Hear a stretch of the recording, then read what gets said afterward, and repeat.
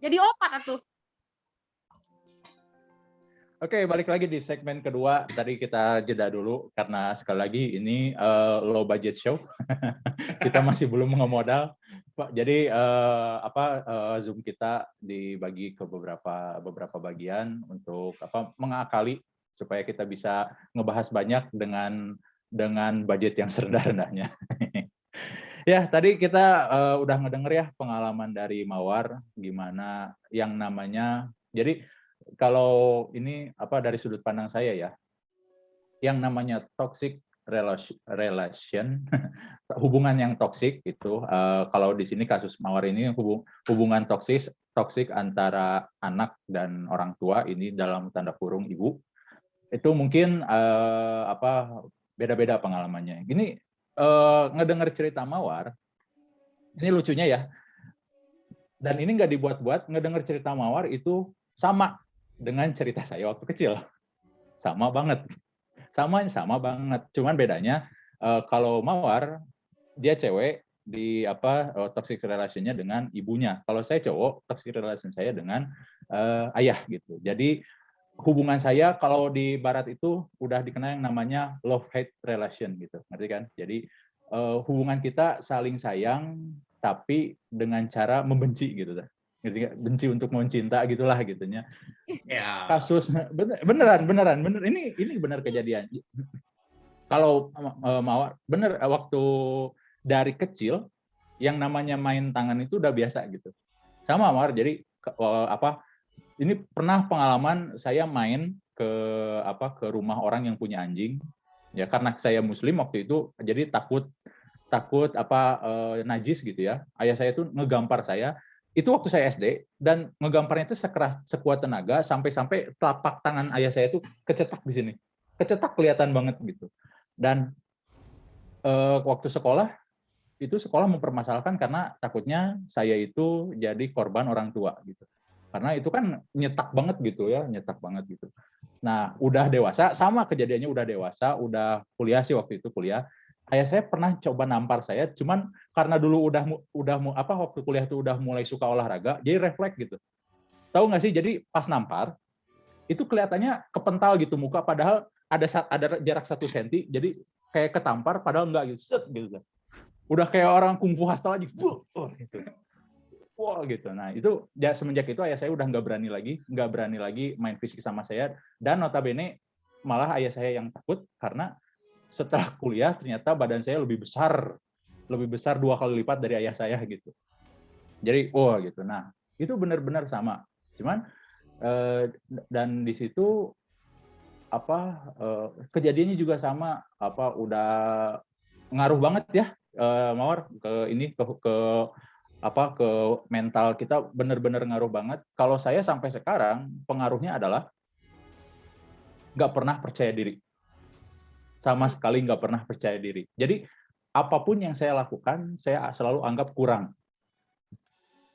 Jadi mau gini, orang-orang lihat saya gitu ya, ini pendapat orang ya, saya dapat dari orang, murni dari orang. Orang lihat saya itu kata mereka, kok bisa? Contohnya gini deh, saya kuliah waktu S1 lulus cum laude gitu. Lulus cum laude. Buat orang-orang itu kayak hebat gitu. Buat saya gitu. Ini mah bukan apa-apa gitu. Ini mah kecil gitu. Bukan ini kalau orang lain sombong amat lu cum laude tapi masih kurang, tapi buat kita orang yang ngalamin itu benar-benar tekanan gitu. Itu tekanan banget tuh. Itu sakit banget sehingga kita tuh selalu merasa kurang di siapapun. Akhirnya kita saking merasa kurangnya, jadi kita merasa tidak pantas untuk dekat dengan siapapun. Kita merasa tidak pantas untuk punya hubungan dengan siapapun. Itu yang orang-orang anggap, orang-orang seperti kita tuh lu mah sombong, lu mah gimana, padahal kita tuh bukan sombong, tapi kita tuh benar-benar nge-restrain diri untuk agar kita tidak mengecewakan orang lain, karena di rumah kita udah terganggu dengan hal itu gitu. Saya ngejelasin ini tanpa pakai tutup muka, itu baiklah ya, udah nggak apa-apa lah gitu. Udah gede. Ayah saya juga udah almarhum, tapi kalah nggak apa-apa gitu. Nah itu benar-benar ngaruh gitu. Nah untuk Mawar sendiri gitu, kerasa nggak ada dampak, ada efek apa gitu sekarang gitu dari itu yang masih ada? Kalau misalnya memang udah lebih semenjak dapat masukan dari dokter, terus dokter yang tadi diceritain mungkin udah membaik, tapi masih ada nggak yang Mawar sendiri ngerasa ini dampak dari apa yang terjadi waktu saya masih kecil gitu sampai sekarang? Ada. Apa contohnya? Dampak dari fisik sama psikis mungkin. Gimana? Kalau secara fisik yang tadi terakhir aku ceritain ya, itu setelah aku periksa dari dokter nih, aku dirujuk ke dokter jantung kan, dan dari dokter jantung aku disuruh di halter, disuruh check up itu tuh yang USG jantung gitu tuh, pokoknya disuruh kayak gitulah. Sampai akhirnya ketika diperiksa hasilnya dokter lihat aku tuh terima hasil Sabtu, dokter nyuruh Kamis kamu ke rumah sakit lagi, Jumat segera tindakan. Aku kaget kan, tindakan apa ini? Oh, iya. Akhirnya dikasih tahu itu kayak pasang ring jantung. Wih. Pasang bener, udah pasang? Ya, udah pasang. 3. Oh. Serius, aku ada fotonya di rumahnya. Foto apa namanya dari Santosa hasil itunya. Enggak, yang saya bayangin itu jantung dibelek itu kok ngeri gitu. Serem. Enggak, bukan dibelek, bukan di sini kok. Lewat Dimana? selangkangan, jadi si ringnya tuh dimasukin kayak lewat pembuluh vena gitu. Lebih baik jangan diceritakan. Hentikan. Bukan. Enggak. Seperti itulah ya. Iya. Oke, paham. Terus? Sampai sekarang dampaknya secara kesehatan, jadi aku kalau orangnya nih ya, overthinking dikit, ada pikiran dikit, stres dikit, gampang sakit. Kayak gitu. Cepat banget sakit. Iya. Ini Kalau demam apa gitu. Aku secara psikis gimana? Kalau secara psikisnya aku orang yang apa ya, mungkin kalau tadi sama sih kayak nggak merasa puas sama diri sendiri, kayak apa-apa tuh selalu kurang. Jadi menuntut diri sendiri harus sempurna. Jadi ke diri sendirinya tuh aku lebih nge-push sengaja biar aku tuh harus jadi terbaik di mata semua orang. Kayak gitu. Karena dari kecil pun ibu aku tuh selalu nge-push aku untuk apa ya, jadi yang terbaik lah, untuk menuntut aku jadi yang sempurna gitu. Padahal jadi orang tua aja kan belum tentu sempurna ya, kenapa harus memaksakan anak untuk jadi sempurna? Gak pernah sedikit pun kayak nerima pendapat aku. Toksiknya tuh kayak gitu tuh, gak pernah sedikit pun nerima masukan atau suara dari anak. Terus gak pernah apa ya namanya, membantu membimbing secara apa ya, ngasih tahu alasannya apa, secara materi dan ilmunya kayak gimana. Cuman bisa kayak mengarahkan, ini nggak boleh, ini boleh, ini harus, ini nggak harus, kayak gitu. Cuman dikasih tahu kayak gitu. Iya. Cuman seperti itu gitu. Saya mau nanya. Ya. Kan punya adik. Perlakuan sama? Sama. Hah? Sampai sekarang? Ya, tapi kalau untuk adik aku, karena aku sekarang udah besar, adik aku lebih ada yang membela. Jadi kalau misalkan adik aku udah digituin tuh, aku yang membelanya kayak jangan kayak gitu. Aku pun ngerasain ke adik aku tuh rasanya tuh ya Allah, sakit banget. Nah, sampai ya sekarang tuh ada yang ngebela. Jadi aku kalau misalnya beliau kayak gitu tuh, aku langsung laporin ke papa, ke ayah aku. Jadi ayah aku yang apa? Ngatasinnya lah, ngasih taunya. Jadi nggak terlalu ini kalau ke adik aku sekarang tuh. Adik kamu cewek juga dua-duanya? Cewek semua. Wow. Ya, cewek semua. Makanya setelah aku semakin udah mulai masuk diklat nih, aku udah sembuh nih ya, tes jantung udah alhamdulillah sehat lagi, udah normal kayak gitu. Cuman ya dampaknya tuh kalau misalkan emang ada stres dikit tuh kerasa lagi sakit. Ya benar-benar ternyata semua penyakit itu berasal dari pikiran ya, dari psikis ngaruh. Makanya kalau misalkan aku nggak mau sakit, aku mikirnya aku harus sehat secara psikis juga. Aku banyak melarikan ke hal-hal yang bikin aku tenang. Makanya aku kan relate banget kan, aku suka banget traveling. Aku milih waktu itu profesi itu karena ya biar aku nggak ada di rumah.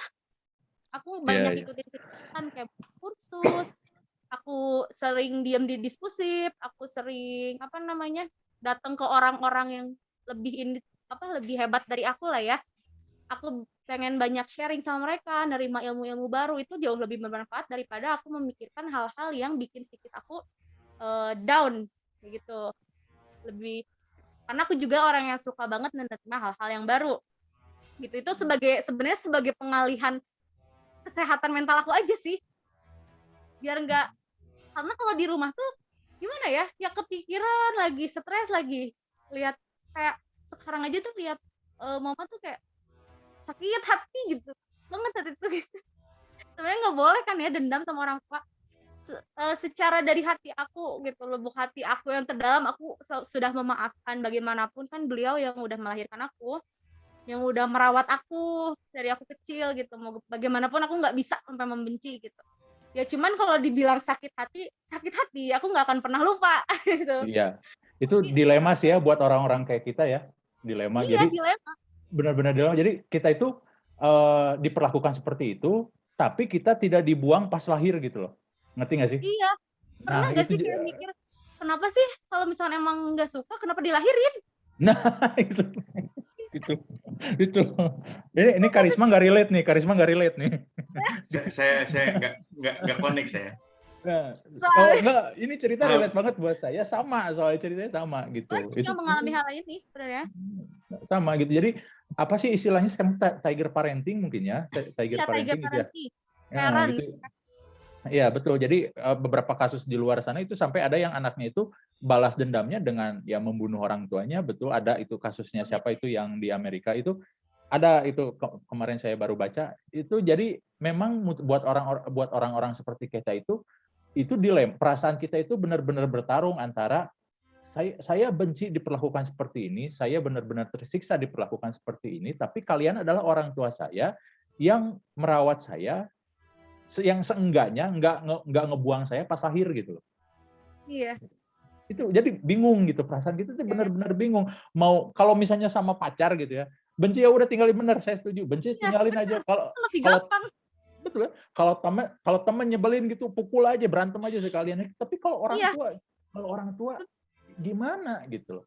Ini gimana gitu. Nah, itu yang bahkan membuat mental breakdown-nya itu benar-benar benar-benar kerasa gitu. Karena kita nggak bisa apa-apa gitu, benar-benar nggak bisa apa-apa. Nah, ini balik lagi ke Mawar. Mawar untuk Mawar Muslim kan? Muslim bukan? Muslim alhamdulillah. Nah, Muslim. Nah, untuk apa kan tadi dari cerita Mawar yang apa ketemu dokter, terus katanya kata dokternya itu untuk apa mencoba mengobati diri sendiri dengan mendekatkan diri pada Tuhan, atau misalnya dengan setidaknya mengalihkan gitu. Nah itu ada nggak itu bagian kayak apa berdoa gitu, apa mencoba untuk mendekatkan diri pada Tuhan gitu. Di bagian itu ada nggak gitu Mawar Iya. lakukan gitu? Jadi kayak setiap tahajud tuh selalu berdoa, setiap sholat sih ya selalu berdoa kayak Allah, mau bagaimanapun aku nggak benci ibu aku cuman minta dibolak-balikan hatinya aja supaya kayak lebih bisa menerima aku, nggak sebagai anak, seenggaknya memanusiakan aku lah. Ya, Lihat gitu, ya. aku mengeluarkan pendapat sebagai manusia, jangan lihat aku sebagai anak. Jadi gimana ya prinsipnya, kayak mungkin orang-orang tua zaman dulu kayak gitu kali ya. Jadi embung diunghaku anak, bahasa Sundanya tuh kayak gitu. Iya, iya. Jadi apa model parenting yang old school banget. Nah itu kayak gitu. Padahal Iya. kalau di aku tuh melihat masalah pasti dilihat dulu nih asal usulnya dari mana nih. Aku ketika melihat ibu aku seperti itu, aku lihat dulu nih masa lalunya seperti apa. Aku lihat masa lalunya, aku sama orang tuanya baik-baik aja. Orang tuanya bahkan kakek nenek aku bukan orang tua yang strict parents, bukan orang tua yang punya pola asuh tiger parenting gitu. Baik-baik aja. Orang tuanya orang tua yang sehat bisa dibilang. Mungkin jadi nggak ada trauma tersendiri dari ibunya Mawar gitu ya? Ada. Pernah nanya nggak kenapa? Gak ada. Nah aku kalau misalkan nanya gimana ya, bingung pasti jawabannya tuh pasti ya anak mah harus menghormati orang tua katanya Nggak orang mungkin bisa ditanya sih Karisma yang kayak gitu mah. tua. Nggak Pasti mungkin. membenarkan alasannya apapun Nggak- itu. Ya saya karena bingung mau Karisma nanya nggak apa ini. karena Karisma nggak ngalamin, jadi pasti pertanyaannya nggak mungkin gitu. Ya, Kalau iya. kalau saya gini, kalau saya waktu itu kenapa ayah saya seperti itu? Ayah saya itu turunan kerajaan Mataram. Hmm. Ya. Nah, orang kerajaan itu punya tata krama manner yang benar-benar strict, yang benar-benar strict. Jadi jatuh ke saya. Nakal sedikit, udah gitu. Nakal sedikit, jadi melenceng sedikit, dibenerinya itu benar-benar keras. Dibenerinya benar-benar keras. Ibu saya turunan militer.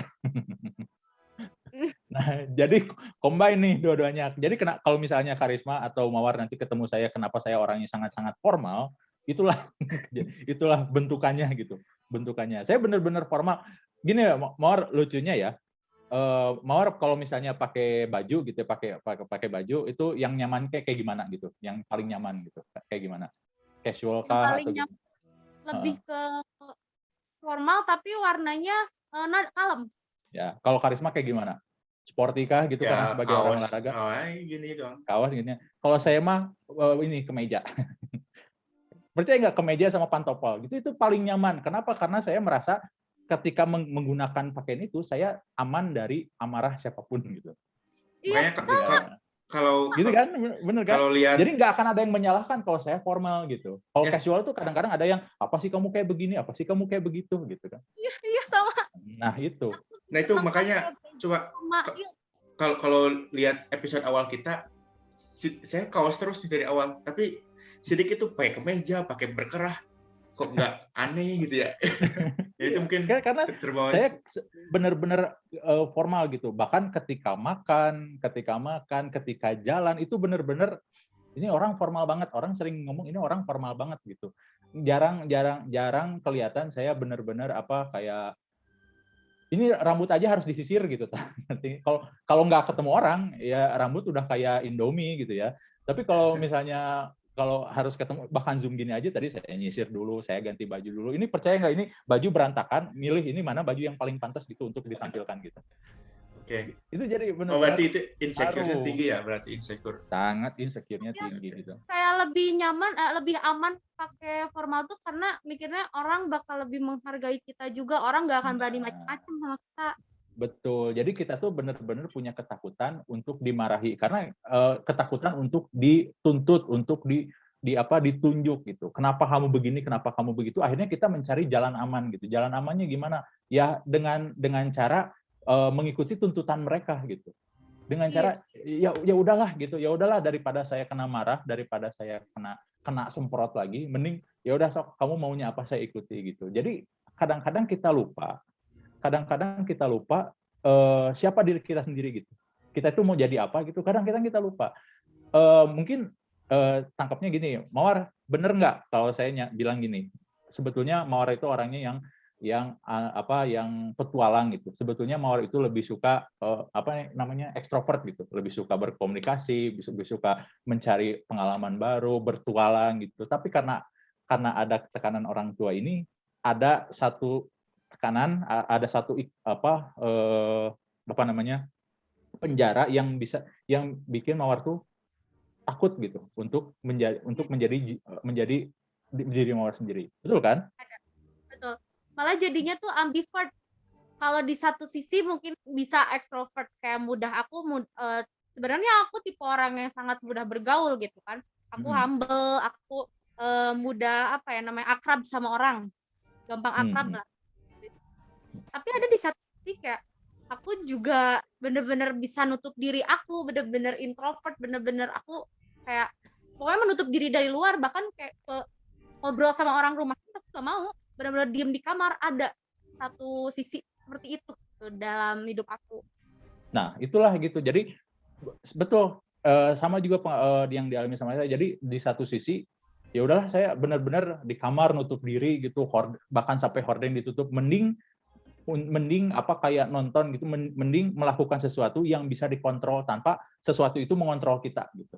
Iya. Mending begitu gitu. Kayak kalau saya jatuhnya ke nulis, ke baca gitu, nonton TV, bahkan game pun saya nggak mau gitu. Karena game itu ngedikte juga gitu. ngedikte saya. Jadi saya itu jadi pribadi orang yang nggak mau didikte orang lain karena hidup saya itu udah cukup didikte gitu. Udah cukup kamu harus begini, kamu harus begitu. Nah, itu yang kita alami. Kok jadi ini narasumbernya jadi 2 ya? Gak apa-apa, kita sharing aja ini. Saya masih memperhatikan ini. Ini narasumbernya jadi 2 ya? Enggak, karena ini benar-benar kejutan ya teman-teman buat saya terutama, buat saya dan Karisma. Tadi di belakang forum Karisma bilang, ini saya kenalnya dari aplikasi lain sedang. Oh, bukan kenal lama, enggak gitu. Dan ketika Mawar cerita, hah? Benar-benar kaget. Karisma kaget, saya kaget. Kalau Karisma kaget karena ternyata masalahnya berat. Kalau saya kaget karena kok relatable ya sama saya gitu. Kok sama ya gitu ya. Kok sama banget tuh ceritanya sama saya gitu ya. Jadi oh ya udahlah gitu. Akhirnya ya ini kalau dari tadi teman-teman lihat Karisma cengok gitu, culang cileng cilepeng ya karena dia nggak ngalamin gitu. Karena dia nggak ngalamin gitu. Enggak, Ya, kalau saya ngalaminnya jadi gini, saya sama Sidik dulu kerja di tempat yang sama. Kalau diambil garis lurus ya, kita berdua itu sama-sama pembangkang. Tapi caranya beda. Kalau Sidik menghindari masalah, kalau saya nyamperin masalah. Tapi itu. Makanya beda. Karena betul, mungkin betul. emang didikannya orang tuanya di Sidik seperti itu, saya seperti ini. Ya. Kalau gitu. saya karena saya itu udah cukup masalah di rumah, jadi malas gitu. Kalau ada orang lain mau cari masalah ngapain gitu, ya udahlah gitu. Makanya saya sama banget. Jadi kalau misalnya ada orang mau cari masalah, ya karapmu lah selama tidak menyentuh saya, ya udah kamu terserah kamu aja. Mati bodo amat gitu kan ya gitu. Kayak Betul kan? jadinya dia ngomong apapun bodo amat lah, kumaha maneh gitu. hidup saya udah banyak masalah gitu. Saya nggak cari masalah pun masalah datang gitu loh. Iya. Terus kamu datang, kamu ada orang lain datang, bodo amat gitu. Nah gitu. Kalau Karisma beda. Mawar ya kalau dulu waktu tempat kita kerjasama, kalau dia nemu ada orang cari masalah, rame gitu loh. Nyar pi omongan eta. Oh gitu. Makanya saya dulu bermasalah sama pimpinan. Dipecat lah saya. Dia selalu bermasalah sama pimpinan gitu. Jadi udah pokoknya mah rame aja. Untungnya dulu teknologi belum sebagus sekarang, jadi nggak pernah viral gitu. Kalau sekarang kayaknya viral tuh kan. Di SMA 279 Trinidad Tobago. Ya begitulah pengalaman. Gitu. Ya mungkin Didik. Sekarang saya sedikit lah keluarga saya. Orang tua kakek saya tentara. Dari justru kebalikan, Dik. Kalau orang tua bapak saya itu keras, tapi bapak saya nggak pernah marah ke saya. Dari lahir sampai sekarang nggak pernah marah sama sekali. Kenapa? Karena bapak saya keras dulunya, gitu. Bapak saya itu tukang berantem, dulunya gitu waktu seusia masih muda remaja. Nah, saya pernah nanya ke bapak saya, Pak, bapak kan dulu gini, kenapa sekarang ke anaknya gini?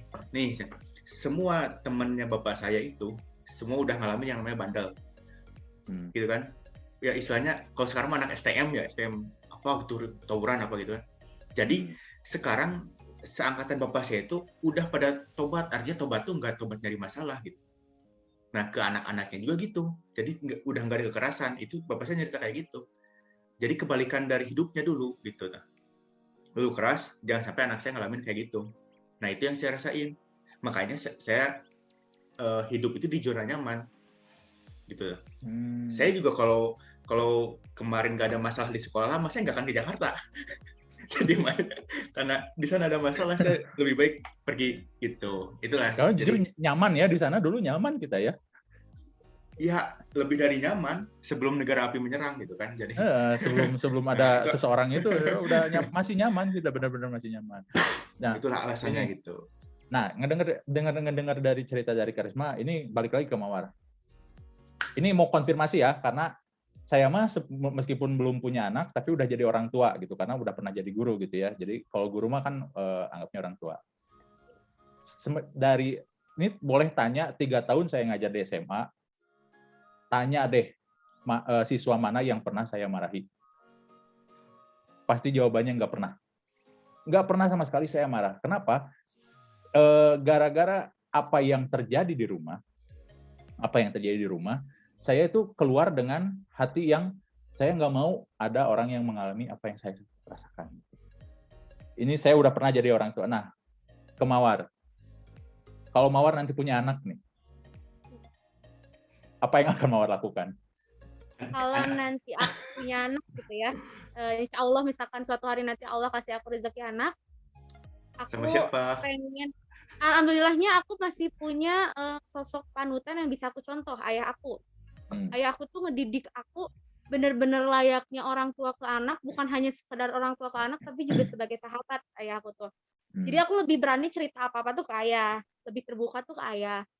Ayah aku juga kalau misalkan nggak pernah sekalipun ayah aku mukul aku, marahin aku. Ayah tuh kalau marahin cuma manggil nama aku, liatin aku doang, aku udah bisa nangis kejer-kejer. Udah bisa kayak gitu. Kayak aku merasa bersalah banget. Ayah tuh kalau misalkan marah, aku salah, nanti misalkan udah nunggu gak ada orang, gak ada siapa-siapa, baru diajak ngobrol aku berdua. Salahnya aku di mana? Aku harus seperti apa? Alasannya aku harus nurutin omongan ayah tuh apa? Kayak gitu. Ayah aku kalau misalkan ngasih tahu baik-baik, ngasih tahu, dan juga tipe orang tua bukan yang ngekang tapi bebas tapi terbatas, tapi juga tetap memantau aku dari jauh gitu. Tetap Enggak ngasih yang kepercayaan bener-bener ya, tetap ya. ngasih Kalau kepercayaan. ditanya kemarin aja aku nanya ya, beberapa hari yang lalu aku tanya, papa, papa percaya sama aku emang, kataku tuh kayak gitu. Percaya papa mah, buktinya sampai sekarang kamu baik-baik aja, kamu kuat. Papa nggak sampai ngomong gitu, aku bener-bener kayak Masya Allah, terharu banget dipercaya sebegitunya. Jadi aku makin ingin menjaga kepercayaan ayah aku. Ayah aku tuh selalu, kalau kamu yang penting mah ayah jangan tinggalin sholat sama ngaji, katanya kayak gitu. Terus kamu harus punya pemahaman hidup kamu sendiri, katanya kayak gitu. Terus ya yang seiring aku lakuin setelah hal-hal yang terjadi di hidup aku banyak mengasah diri aku dengan pemikiran-pemikiran baru, prinsip-prinsip hidup baru, pemahaman hidup baru yang banyak aku dengar dari orang, entah itu aku belajar dari diri aku sendiri gitu kan. Orang-orang juga banyak nih, aku sering jadi tempat curhatnya orang-orang juga ya.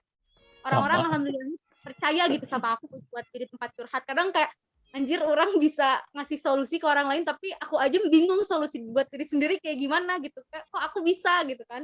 Setuju. Aku juga ya aku banyak belajar juga dari pengalaman orang lain, belajar dari pengalaman diri sendiri juga seperti apa. Untuk nanti mungkin suatu hari nanti aku punya anak, aku gak bakal jadi orang tua yang seperti itu. Aku gak mau banget karena aku merasakan dulu aku jadi anak kayak gituin terus sakit banget gitu kan. Apalagi anak tuh kita nggak minta dilahirin tapi Allah yang mempercayai kamu buat ngurus. Allah mempercayai kamu buat itu tuh amanah gitu, harus dijaga sebaik mungkin. Itu tuh rezeki kamu, jangan sampai kamu melukai rezeki kamu sampai nantinya rezeki kamu susah sendiri. Betul. Ya kayak gitu sih kalau aku nanti insya Nah, Allah gitu dikasih rezeki punya anak. Terus ya aku benar. seiring jalannya waktu juga lebih mikir, lebih banyak, mungkin karena banyak tempat juga yang aku kunjungi, banyak berkenalan sama orang baru, lebih berpikiran luas juga, lebih aku lebih bisa mengontrol diri aku sendiri alhamdulillah sekarang. Kalau misalkan ini sekarang mikirnya aku kayak aku harus cari uang nih buat adik-adik aku sekolah nanti. Terus aku pengen, makanya aku gak pernah cari kerja di Bandung. Aku cari kerja selalu di luar kota. Sengaja. Makanya aku daftar, ada yang di Bandung juga, ada yang di Jakarta enggak, ada yang di Batam enggak. Aku selalu cari di luar kota karena daripada di rumah pidosaeun, lebih baik aku menghindar dari hal itu. Tapi yang penting aku sama ibu aku berhubungan baik, itu aja. Itu aja sih. Aku lebih milih kerja jauh gitu. Terus aku mungkin nih aku mikirnya mungkin orang tua aku kayak gitu, aku harus gak mau balas dendam dengan cara apapun. Aku ingin balas dendam dengan cara aku harus membahagiakan ibu aku harus membahagiakan ayah aku, entah dengan apapun itu. Kayak aku punya cita-cita, kalau ditanya cita-cita terbesar aku apa sih, aku pengen ngumrohin mama papa. Itu aku kayak, ya Allah, kalau misalkan aku nanti ngumrohin mama, bisa nggak ya hatinya kebuka, nggak selalu menganggap aku tuh buruk di mata beliau. Kayak gitu sih aku lebih ingin itu. Aku ingin ngebahagiain orang tua, entah secara istilahnya beliau lihat aku nanti udah sukses, beliau lihat aku nanti udah berhasil, udah jadi seseorang. kayak gitu, pengen ngelihatnya tuh sesuai sama apa yang beliau mau gitu kan. Aku harus sukses, aku harus jadi seseorang. Pengen apa, lebih balas dendamnya tuh ke situ sih, bukan balas dendam atau ya. Ingin meng-approve diri aku lah, membuktikan. Ya, Prove it. membuktikan ya. Iya. Membuktikan bahwa kita itu nggak Nah, seburuk itu gitu. Ya, itu Karisma, hmm. alasan saya kekeh pengen jadi dosen itu karena orang tua saya guru gitu. Ayah saya, ibu saya guru. Saya pengen lebih dari mereka. Jadi kayak in your face gitu, ngerti nggak sih? Betul, Nih betul. kayak Nah, ingin membuktikan, nih aku tuh gak seburuk yang tuh, beliau kira. betul. Ya, itulah. Jadi, nah, terakhirlah Mawar ini untuk apa orang-orang teman-teman yang ngalamin apa yang kita alami. Nah, jadi sekarang bahasanya bukan jadi yang Mawar alamin, tapi jadi kita alami gitu ya. Kalian alami. Oh ya, enggak kan Jangan kitanya oh Mawar ya. sama saya gitu. Lain mana? Ih, pengen. Nyambung lah. Siapa? buat teman-teman yang mengalami apa yang kita alami gitu, punya ini nggak saran atau apa solusi untuk agar mereka bisa bertahan dengan apa yang mereka alami sekarang gitu. Oke. Ini buat teman-teman semua mungkin ya yang sama mengalami hal yang kayak aku alamin juga, atau mungkin lebih. Aku mau pesen sih, kalian tuh hebat, kalian kuat, kalian bisa bertahan sejauh ini, itu hebat banget gitu. Gak semua orang bisa bertahan kayak kalian. Banyak di luar sana orang gak kuat dikit bunuh diri gitu. Itu konyol banget sih kalau menurut aku. Ya, jangan sampai Saran aku sih kalian lebih mendekatkan diri kepada Tuhan, itu benar. Yang pertama, kalau misalkan kalian butuh orang buat bercerita, ceritalah ke orang yang bisa kalian percaya. Dan kalau misalkan aku boleh nyaranin sih, lebih ke minta bantuan ke yang ahli, entah psikolog atau psikiater. Kalau misalkan udah parah banget sih, ke psikiater ya, biar dikasih penanganan dan obat juga, seperti itu. Terus saran lainnya mungkin lebih membuka diri kalian di dunia luar. Kalian jangan berpaku sama dunia kalian yang bikin kalian mikir kayak, kok hidup gue tuh gini-gini aja gitu. Jangan berpikiran seperti itu. Dunia tuh luas banget buat kalian. Jelajahilah sejauh manapun kalian ingin menjelajah. Kenalilah banyak orang, kenalilah sebanyak apapun orang-orang di luar sana. Itu bakal berguna banget buat kalian ke depannya. Entah itu ilmu dari mereka, pengalaman dari mereka, kalian menerima hal-hal baru yang mungkin bisa bikin kalian lupa sama masalah-masalah yang kalian alami. Kayak gitu sih kalau menurut aku, kalau dari aku gitu. Terus juga lebih banyak menghabiskan waktu yang positif yang bisa bikin kalian lebih tenang. Entah itu hobi kalian, misalkan yang cowok-cowok suka main games, dia main games aja. Suka main bola, main nongkrong sama teman-teman, kajen, sok. Daripada kalian di rumah memikirkan masalah itu bikin kalian stres gila sampai kayak gitu. Jangan sih, kalau menurut aku lebih banyak lakuin hal-hal baru lah. Iya, betul. Oke. Ya, itu betul ya, saya setengah setuju. Jadi apa yang kita alami, apa yang teman-teman alami itu, ketika teman-teman ngedenger ini pun, itu teman-teman benar-benar udah hebat. Udah bisa bertahan, udah bisa ada di titik ini, artinya teman-teman itu benar-benar pejuang yang bisa memperjuangkan diri sendiri, bisa menahan rasa sakit, dan bisa tetap berdiri meskipun apa yang kita alami. Memang semua orang punya masalahnya masing-masing, punya pertarungannya masing-masing. Tapi kalau teman-teman masih ada di sini, berarti teman-teman itu benar-benar sudah berhasil dengan diri sendiri. Dan ini terakhir juga dari saya, apa yang menyakiti kita itu sebetulnya adalah harapan yang tinggi. Apa yang ini quotes dari film Batman nih, benar-benar dari film Batman The Dark Knight ya. Apa yang bikin orang sakit itu adalah sebuah harapan. Nah, makanya gantungkanlah harapan itu kepada yang hak kepada pemberi harapannya, itu kepada Tuhan. Manusia jangan pernah menggantungkan harapan pada manusia, dan orang tua pun adalah manusia. Mereka bisa melakukan salah, mereka bisa melakukan kehilafan. Jadi gantungkan harapan itu kepada yang Maha Kuasa dan berharap yang terbaik dari yang Maha Kuasa. Maka dari itu apapun yang terjadi, kita tidak akan tersakiti lagi. Oke, sekian dari kita. Sama juga tadi, kalau ini jangan terlalu berekspektasi tinggi sama seseorang karena hal-hal menyakitkan itu kadang datangnya dari kita sendiri yang terlalu berekspektasi tinggi sama orang lain. Kayak gitu sih. Oke. Ya, oke, gitu aja dari kita untuk pembahasan dari sini. Semoga bermanfaat. Ketemu lagi minggu depan. Wassalamualaikum warahmatullahi wabarakatuh. Waalaikumsalam warahmatullahi wabarakatuh.